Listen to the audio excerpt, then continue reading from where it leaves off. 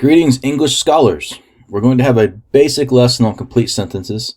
I know it seems simple, especially if you're looking at this at the high school level. However, I see a lot of papers come in that have incomplete sentences in them. This is one of the most basic mistakes you can make, is not writing a complete sentence. Okay? Complete sentences are also known as independent clauses. Every complete sentence must have a subject, which I've tagged as blue, a verb, which I've tagged as green, and express a complete thought, which I have underlined. Now, a complete sentence is also known as an independent clause because it can stand on its own without assistance from any other phrases.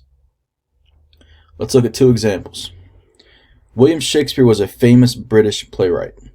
And for the record, I think playwright is one of those words that's spelled really funny, but that's just me. So William Shakespeare is our subject here. I have tagged that in blue. Was is our verb. Tag that in green. Now we complete that subject-verb pairing with the phrase a famous British playwright. So the entire thing together makes sense. There's no other piece of information I need to have to understand what that sentence is trying to convey. Therefore, it is a complete sentence or an independent clause. Now, number two is a compound sentence. It's a little more advanced. I've taken two complete sentences and joined them with a conjunction. The moon revolves around Earth, and Earth revolves around the sun. For our first independent clause, moon is our subject, revolves is our verb, and express a complete thought is underlined. See that? All of this makes one complete thought. However, I have a second complete thought to add to it, so I've put the word and in there after a comma. That's called a conjunction. It's called a fanboy. We'll talk more about those in a different lesson. For now, I want you to see that this was a complete thought, and this is also a complete thought. We have a second independent clause, or a second complete sentence. Earth is our subject, revolves is our verb, expresses a complete thought. We do that by saying revolves around the sun.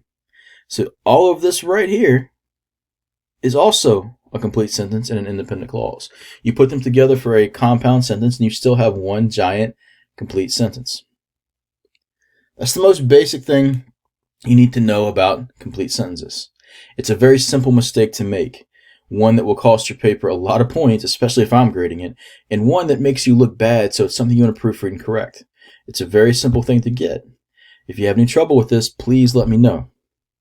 In a future lesson, we're going to build on our complete sentences, and we're going to learn how to join them together as I've shown you here with the compound sentence. I'm going to talk about fanboys and conjunctions, and we'll talk about how to join two complete sentences together without creating a run-on.